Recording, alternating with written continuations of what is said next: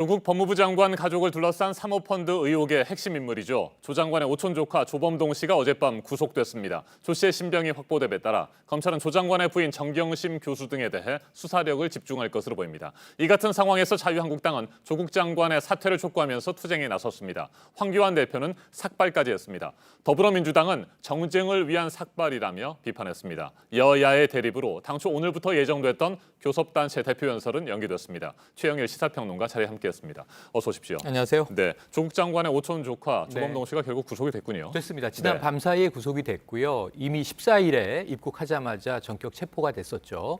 조사를 받다가 구속영장 청구가 어제 이루어졌고 심사가 있었는데 자, 이 혐의가 한 세네 가지가 됩니다. 그래서 첫 번째로 이제 증거인멸을 교사했다. 네. 해외에서 이제 녹취 정황이 드러났고요. 그리고 무엇보다도 자본시장법 위반입니다. 허위 공시를 했다든가 내부 자료를 이용한 등 여러 가지 혐의들이 있고요. 그리고 이제 특경법상 배임과 횡령 혐의를 받고 있어서 자, 어제 이 상당히 이 범죄 혐의가 소명됐기 때문에 구속됐다고 볼 수 있겠고 앞으로 이제 이 조국 장관 가족에 대한 수사에 분수령을 맡게 될 것 같습니다. 네, 검찰의 수사는 한층 더 탄력을 받게 됐다 이렇게 볼 수 있겠죠? 구속된 상태에서 이제 계속 수사를 받게 되고요. 아직 기소 전이기 때문에 무엇보다도 지금 관측되는 부분은 조국 장관 일가로서는 최초의 구속입니다.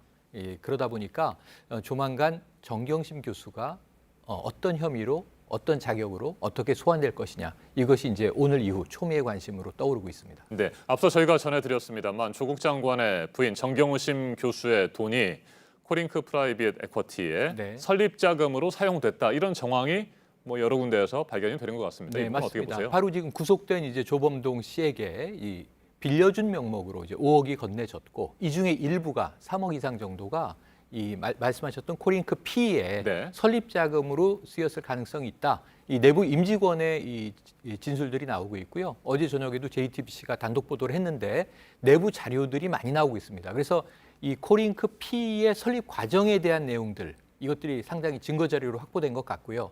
그리고 더불어서 이 이상훈 대표가 사실은 명목상의 대표 아니냐. 실질적인 소유주는 바로 조범동 씨였던 것 아니냐 이런 정황이 조금 짙어지고 있는 상황입니다. 네, 구체적인 정황들이 더 나오고 뭐 증거들이 확인이 된다고 한다면 조국 장관의 연관성에 대해서도 뭐 수사가 이루어질 수도 있을 것 같은데 이 부분은 어떻게 전망하십니까? 지금 주변 수사가 진행되고 있는데 지금 조범동 구속 이후에 지금 조국 장관 일가는 두 가지의 갈림길에 있습니다. 그러니까 사실은 친인척이 범죄 혐의가 어느 정도 소명돼서 지금 구속 수사 단계로 접어들어 있는데요.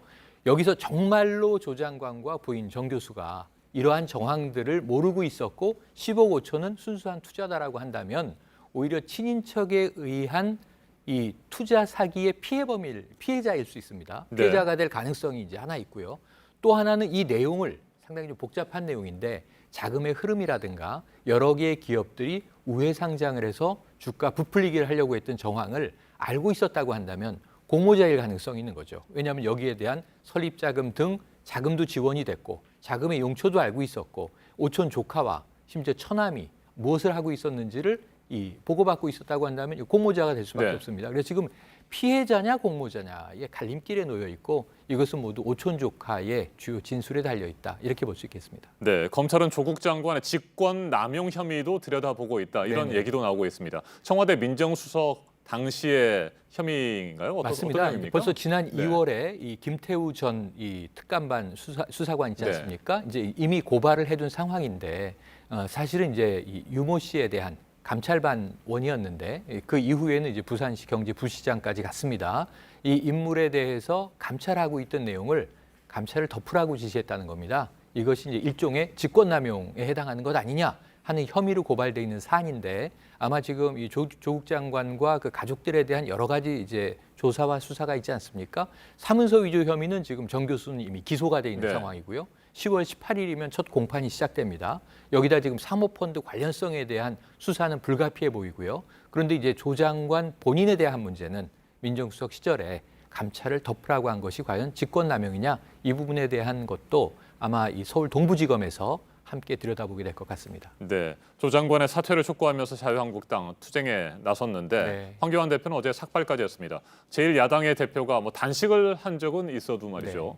예, 삭발을 한 건 이번이 처음이라고요. 여기에 대해서는 뭐 여야 온도 차는 있는데요. 사실 이제 일반 대중의 여론을 봐도 갑론을박입니다. 과거에 뭐 우리가 디제이, YS 이 반독재 민주화 투쟁을 하던 시절에 단식도 있었고 이 당시에는 또 가택연금 상황에서 이제 뭐 저항을 하던 방식이었죠. 그러다 보니까 그 당시의 민주화 운동 과정의 투쟁과 지금 현재 이 반조국 연대의 야권이 이제 모이면서 사실 삭발은 무소속 이현주 의원님이 했고요. 또 자유한국당에서는 박인숙 의원, 주로 여성 의원들이 먼저 했습니다. 여기에 이어서 황교안 대표가 했는데 110석을 보유하고 있는 제1야당의 대표가 삭발까지 한 것은 처음인데 이것이 이전에는 이 문재인 정부를 좌파 독재로 규정하고 강한 장외 집회나 반대 투쟁을 이미 해왔었거든요. 이번에 특이점은 전 정부의 법무부 장관 출신인 황교안 대표가 현재 법무부 장관인 조국 장관을 사퇴하라, 파면하라라고 하는 이제 주장을 하면서 삭발한 것인데 이것이 이제 이 어떤 정치권 그리고 이 국민 여론에 어떤 파장을 줄지 앞으로 이제 우리가 계속 지켜봐야 될 사안으로 떠올랐습니다. 네, 끝으로 한 가지만 더 살펴보죠. 자유한국당은 당초에 원내외 투쟁을 그러니까 맞습니다. 국회 안팎의 투쟁을 병행하겠다 이런 방침을 내세웠는데 당초 오늘로 예정됐던 원내 교섭단체 대표 연설을 미루는 것으로 결국 결정이 났습니다. 이건 앞으로 정기국회가 정말 쉽지 않을 것이다, 험난할 것이다 이런 것들을 보여주는 것 같은데 어떻게 보십니까? 파행이 시작됐고요. 20대 국회 마지막 정기국회입니다. 내년 4월이면 7개월 후면은 총선입니다. 그러다 보니까 마지막으로 이 민생과 국익을 위해서 노력해야 할 입법부의 이제 사명이 있는데요. 지금 오늘 이제 교섭단체 대표연설부터 파행이 됐기 때문에 줄줄이 다 미뤄집니다. 대정부 질문, 국정감사 일정 아직 안 나왔고요. 여야 협의 쉽지 않고요.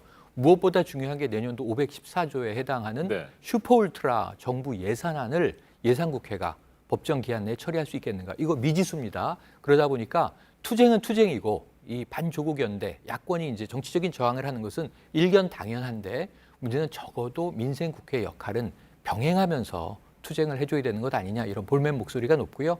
이것을 민주당은 뭐 민생국회, 조국 블랙홀 벗어나자 이야기하고 있지만 여당 혼자 할 수 있는 문제는 결코 아니기 때문에 앞으로 난항은 계속 이어질 것 같습니다. 알겠습니다. 지금까지 최영일 시사평론가였습니다. 말씀 잘 들었습니다. 고맙습니다.